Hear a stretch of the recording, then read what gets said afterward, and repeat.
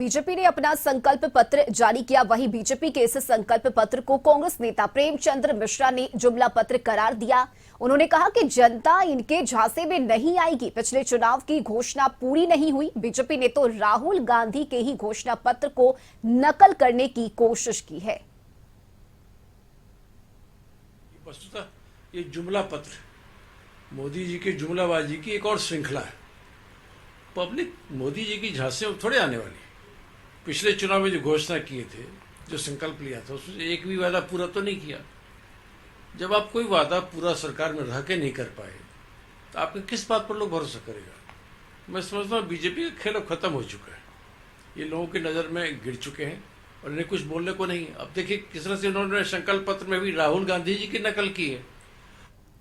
वहीं आरजेडी ने बीजेपी के संकल्प पत्र को झूठ का बयार कहा है। प्रवक्ता मृत्युंजय तिवारी ने कहा कि संकल्प पत्र में झूठ का भरमार है, जुमलेबाजी की बौछार है। इनका संकल्प है देश को मार फसाद में फंसाओ, नफरत फैलाओ, लोकतंत्र संविधान को खत्म करो। चुनाव से पहले ये संकल्प पत्र लाते हैं जो चुनाव के बाद जुमला बन जाता है। वहीं देश की 140 करोड़ जनता ने संकल्प लिया है कि मोदी सरकार को हटाना है। और जुमलेबाजी की बौछार है। और इनका संकल्प क्या? इनका संकल्प है देश को उन्माद, फसाद, नफरत फैलाओ। इनका संकल्प है देश का लोकतंत्र संविधान और खत्म करो। ये ना इनका संकल्प। इनका तो जुमला लोगों ने देखा है। पिछले 2 बार से ये संकल्प और घोषणा पत्र जारी करते हैं। इसके बाद चुनाव के बाद बताते हैं कि ये जुमला था चुनाव का।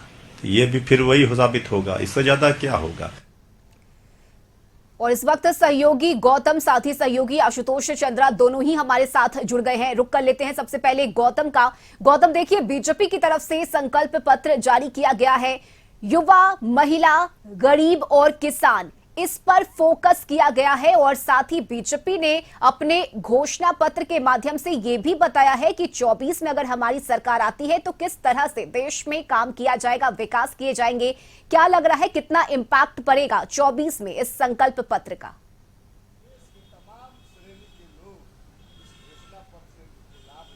और देखिए कि बहुत ही महत्वपूर्ण ये घोषणा पत्र इसलिए मानी जा रही है क्योंकि देश के प्रधानमंत्री नरेंद्र मोदी ने खुद कहा कि देश की जनता को इंतजार होता है। मोदी सरकार की जो गारंटी होती है, उनकी बातों की गारंटी होती है, उनकी घोषणा पत्र संकल्प की गारंटी होती है। देखिए कई ऐसे विषयों पर जो उन्होंने बात कहा, चाहे युवा हो, किसान हो, चाहे महिला हो, चाहे वो वैसे आम लोग जो कहीं ना कहीं सबसे ज्यादा गरीबी रेखा से नीचे रहते हैं, वैसे तमाम लोगों को जो है अपने संकल्प पत्र में उनके लिए लाभ देने के लिए या उनको जो है विकास की धारा से जोड़ने के लिए काम किया। देखिए सबसे महत्वपूर्ण विषय यह है कि वृद्धों को जो है 70 साल से उम्र के अधिक जो वृद्ध हैं उनको जो है अब जो है केंद्र सरकार आयुष्मान भारत योजना में जोड़ेगी। कोई भी जो कहा जाता है कि जो कैटेगरी होती है उसमें कोई रहना ये नहीं है। तो इन तमाम चीजों को लेकर जो है नरेंद्र मोदी ने विषयों पर जो बात किया, बहुत कुछ इंपॉर्टेंट बातों को रखा। बिहार सरकार के मंत्री हमारे साथ, गन्ना उद्योग मंत्री हमारे साथ हैं कृष्णनंदन जी, उनसे हम बात कर लेते हैं। आज जो है प्रधानमंत्री जी ने जो है घोषणा पत्र जारी कर दिया। बहुत चीजों का जो है जारी किया है तो आप घोषणा पत्र कह दिए, उसी में आप बोल दिए। संकल्प पत्र जो ये रहा बहुत ही महत्वपूर्ण माना जा रहा है। लोगों से प्रधानमंत्री ने कहा कि आपने जो उन्हें फीडबैक दिया उन तमाम चीजों को उसमें समाहित करके देखिए, आज माननीय प्रधानमंत्री ने घोषणा पत्र जारी किए भारतीय जनता पार्टी के शीर्ष नेताओं के साथ, तो देश के करोड़ों करोड़ जनता इस घोषणा पत्र को स्वागत करती है। मैं भी हृदय से स्वागत करता हूं। और घोषणा पत्र से चुनाव के बाद देश के आम जनता को जबरदस्त लाभ मिलेगा।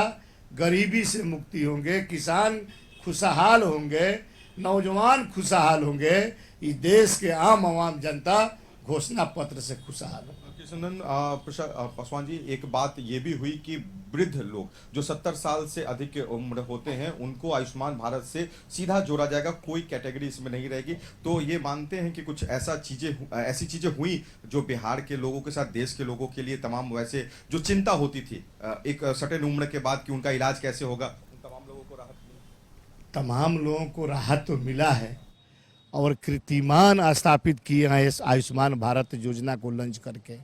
अब तो 17 बरस के लोगों को वही घोषणा पत्र में आया है कि उसको भी लाभ मिलेगा आयुष्मान भारत से, हमारे बूढ़े को मिलेगा, नौजवान को मिलेगा। हम कह सकते हैं कि तमाम लोगों को आयुष्मान भारत से लाभ मिलेगा। यह बहुत बड़ी प्रधानमंत्री का सौगात है। कांग्रेस कह रही है कि जो कहा जा सकता है बिल्कुल हमारा गौतम, देखिए संकल्प- बीजेपी के नेता और बीजेपी के लोग इसे प्रधानमंत्री का मास्टर स्ट्रोक बता रहे हैं। गौतम, बहुत शुक्रिया आपका तमाम जानकारी के लिए। और इस वक्त सहयोगी आशुतोष चंद्रा भी हमारे साथ जुड़े हुए हैं।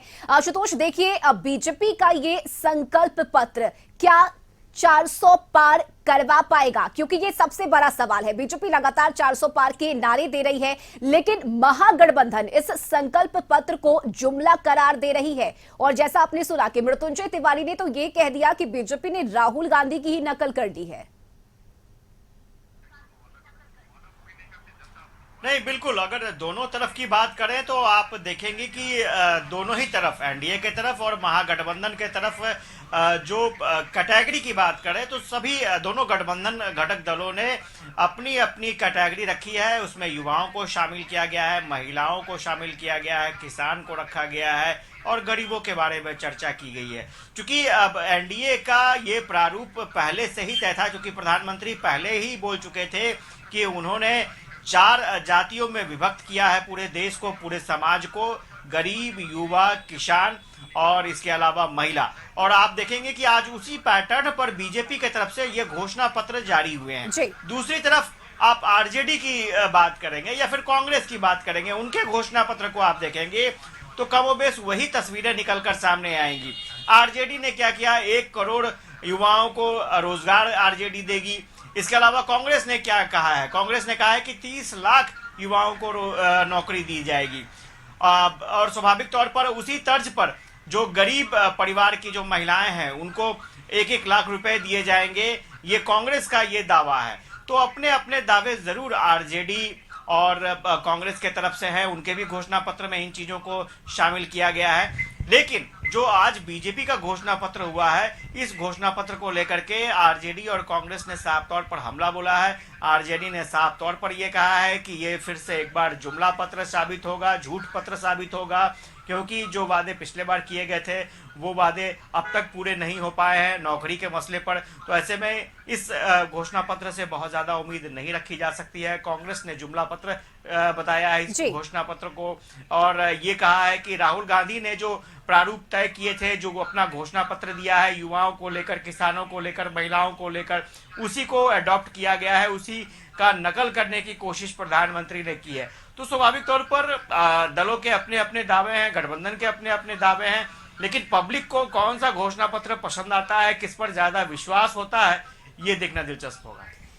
बिल्कुल आशुतोष, साथ ही अगर बात करें तो बीजेपी का ये भी मानना है कि जो संकल्प पत्र जारी हुआ है इसके साथ बीजेपी 400 पार का रास्ता तय कर लेगी। तो क्या ये संकल्प पत्र इतना इंपैक्ट डाल पाएगा 24 के इस लोकसभा चुनाव में?